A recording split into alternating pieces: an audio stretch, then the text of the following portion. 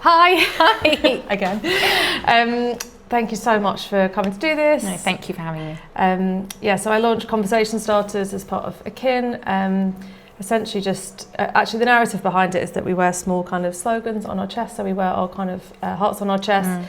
But often I find like activist t-shirts are quite aggressive and quite shouty and like also often made by slave labour, ironically, some of them.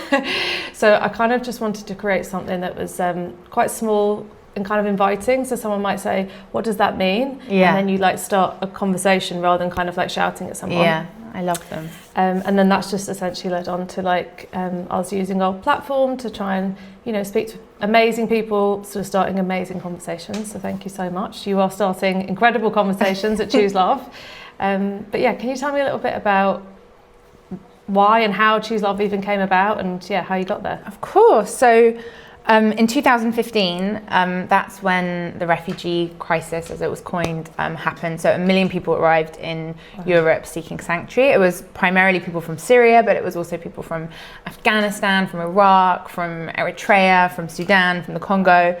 And the kind of response that you would expect governments to have of welcoming and looking after people didn't happen, and a lot of the big organisations who were funded by governments therefore couldn't respond.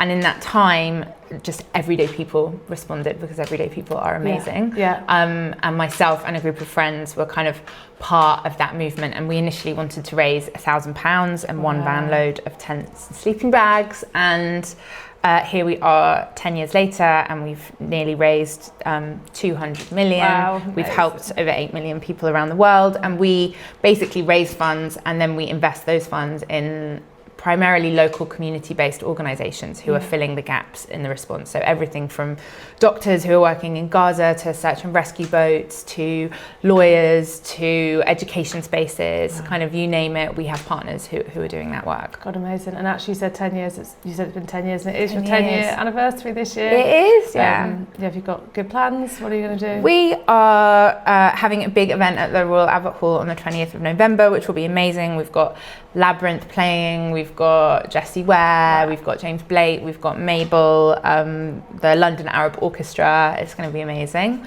And then just kind of like, I think, you know, we've always tried to not really look back. Well, you know, everything, we're always dealing with stuff that's happening right now. And we also kind of always wanted to put ourselves out of business. Maybe naively, we kind of thought that Choose Love shouldn't exist 10 years later. But in the last 10 years, we've seen the number of displaced people in the world double, which is like, heartbreaking.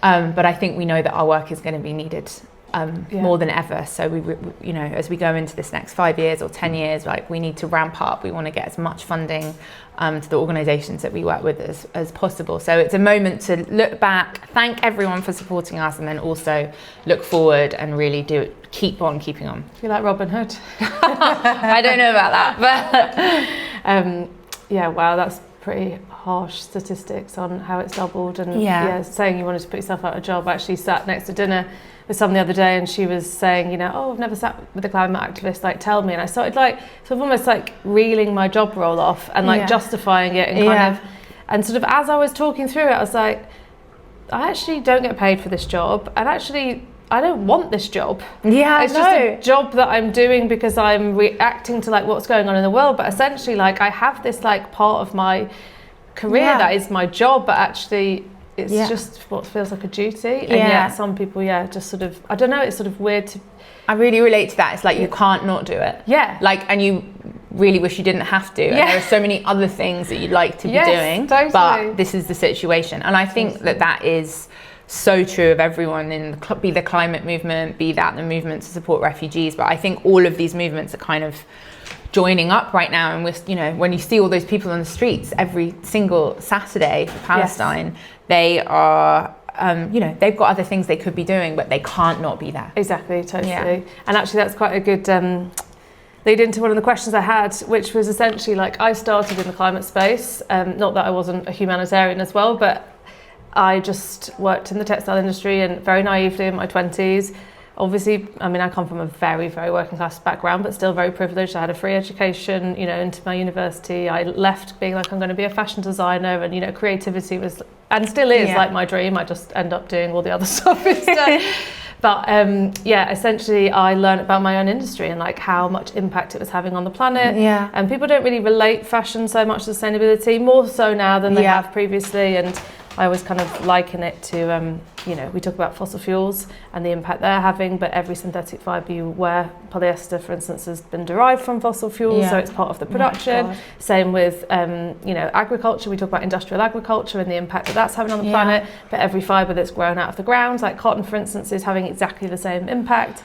And then, cellulose fibres, which are viscoses and lyocells and things like that, they're all from trees. Cellulose fibres means trees, and essentially that is just part of deforestation. So some of those big names you hear in the headlines like within climate change, like fossil fuel, industrial agriculture and like deforestation, they're actually all directly how we like create our product. Wow. And so I ended up working in this industry and thinking, oh my god, this is happening and it's expanding faster and faster. What am I going to do about it?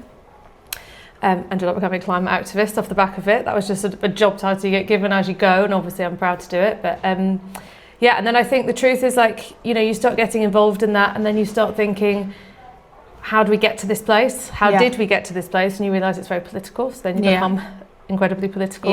And then you realise the human impact on all of this too, and how they're just like so intertwined. And I'd just be interested to know, like, you started in more of the humanitarian situation with the refugees, and I'm in the climate space, but ultimately we're exactly the same. 100%. And the things are just so hand in hand. I'd just love to chat a bit more how you feel about that. Yeah, no, I totally agree. And when I first went to Calais, or I first went to Greece and was in refugee camps, and was so shocked to see, the police are not helping these people. They're actually like harassing them and attacking them. And like, I would naively think, people must not know that these people are here. And then we would go and like knock on doors and tell politicians or whoever it was in a position of power. And then you started to realize, this is actually intentional. It's not, it's a humanitarian crisis, but it's man-made.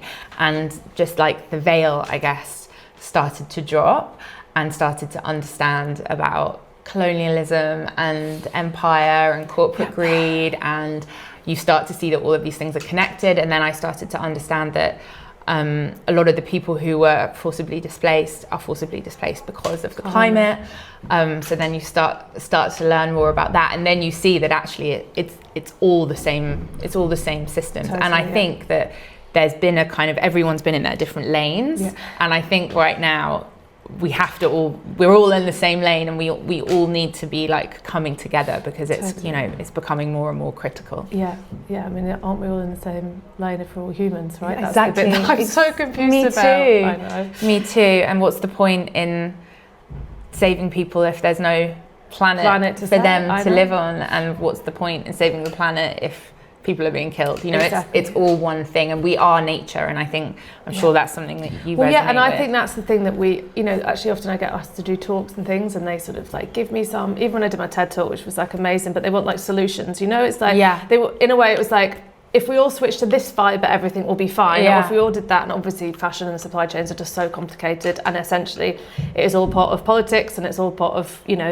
capitalism, and it's all part of like consumption, and therefore it's just so much bigger than that, and like not one rule fits all, and supply chains are not necessarily even like, they're part of the problem, but so is overconsumption, and so is, not taxing big organisations, or like not having legislation in place, so it becomes quite huge. And now I don't know why I got into saying about that. I was going somewhere and I've just like completely lost my it's all one ecosystem, isn't it, basically? It's like we have to like solve all the different parts of the ecosystem, and then pollinate all of the like different solutions. It can't be one solution. I know what it was, because we're talking about being connected to nature, and I often get asked to do talks, and they want me to give them a solution or something that's kind of like a capitalist solution, a technical solution to the problem. And I was like, can I not just like do a session on like how we all just should connect to nature? Because I always keep telling people, like, surely if we just get people to remember that we're part of, because nature doesn't need us, but we need nature. And everybody forgets that. Like without the bees, like we're no more. Like we feed ourselves from the land. Like we extract everything to make our clothes, to make our product, but actually nature would be fine if we went here. 100%. And I feel like if we just get people to connect back to how they are like intrinsically connected to like the ecosystem, then people's decision making would just naturally Agree. be the right one. Totally. But I feel like we're just always trying to put like tech like solutions to like put sticky plasters on problems, and actually we just all need to get like rerouted. It's so true. And it's the same actually, like borders are like, you know, there aren't borders in nature. And I think that idea of like separating places and people is such a huge part of the problem, and everything kind of boils down to we are all one as a species, but also we are all one with all the species and with nature. And actually we all come from one place, right? Yeah, I think so. I think I don't know my science like inside out, but I'm pretty sure we all and then we moved on. Migration has been part of human existence since the beginning of time. And now we put rules and borders in, and it's really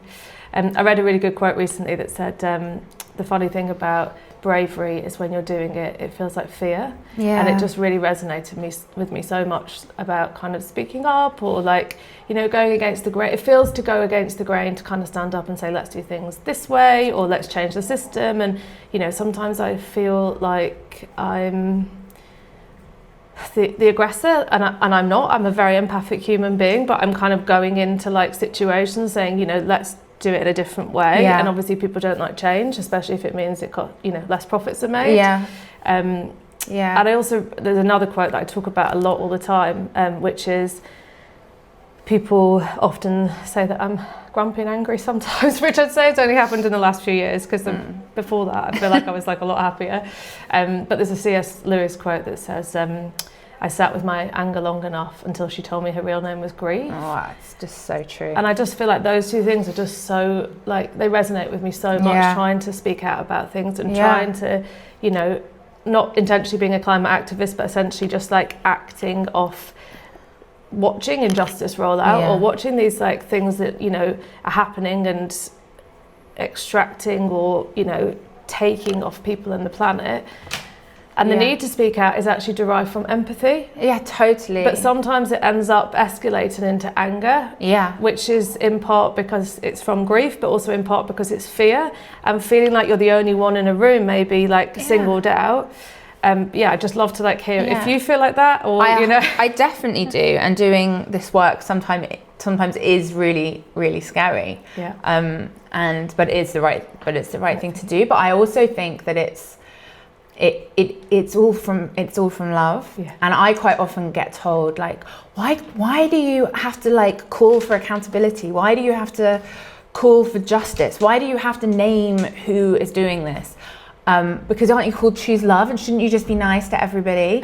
And it's like, no, but love isn't passive, love is active. And actually, like, if you think of like a mother protecting her child, if someone's coming to attack her child, love is going to make her stand in front of the attacker and protect her child. It's not going to make her just like be so like just go for it to the attacker. And actually, I think it's really important that like choosing to love the planet, that there's a fight involved in that as well. Yeah, totally. I couldn't feel more. And it's so true that, I don't know, maybe it's also the way females have been like, you know, I was thinking that when you said it, I was thinking, would a man be told he was being angry? Yeah, exactly. And, you know, is love being seen as this kind of like, you know, red hearts and kind of, you know, passiveness and like, you know, just, I guess, letting, you know, things just wash over you because it's like a peacefulness in a way. Actually, is that what love is, or is that just like a narrative that's been creative? And actually, maybe we're just difficult women. Yeah, we are. But we're not, as in like that's what the narrative is. I love that quote that's like, we're the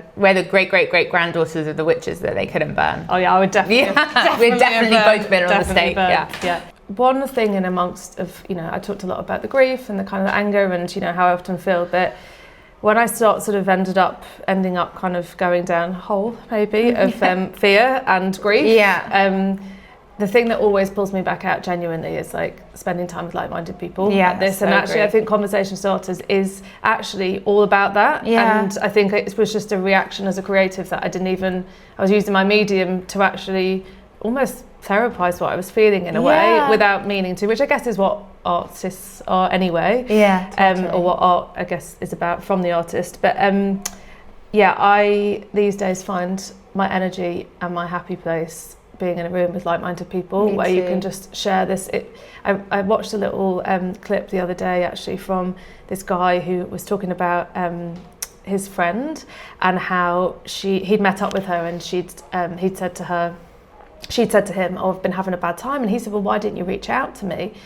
And she said, "Oh, well, I did." And he like looked at his phone. He said, "Yeah, but you just said, hey, what you up to or something." And he's like, "It's the same as any other thing." And she was like, "Oh, I just didn't know what to say."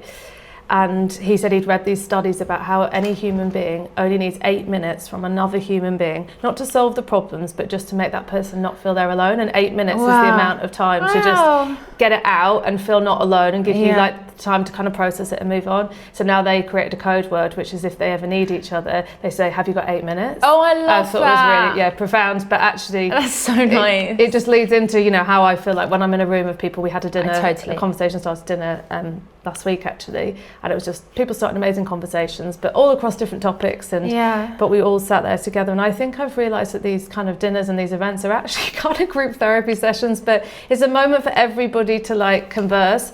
But I feel like everyone leaves back again like quite charged and quite energized and like ready to carry on with the fight. Do you experience that too? So much so. I think we go down these rabbit holes online and we feel really alone. We sometimes feel like we've gone mad when you're like, how can this be happening? And we spend so much of our time now like isolated or in our screens, and we've kind of lost a bit of that community connection, and I think people are really coming back to it. We did a show at Union Chapel last week. It was on the same day as dinner, I can't come. Either way.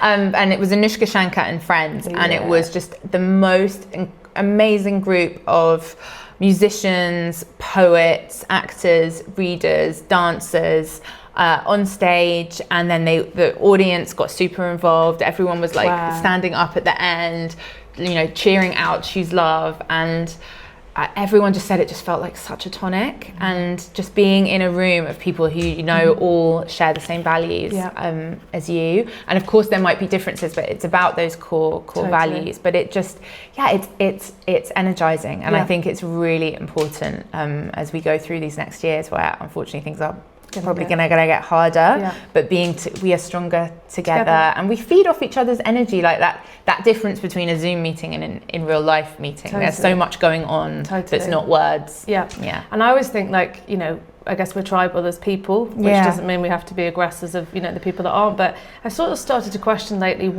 who my tribe is, and it's so like I don't know, it's so usually curated around gender, race, where you like fit yourself, and or even status or class levels and boundaries everywhere. And actually I just realized that I feel like my tribe is just the empaths, and I've started questioning like what human beings actually are and which part of like that I actually fit into.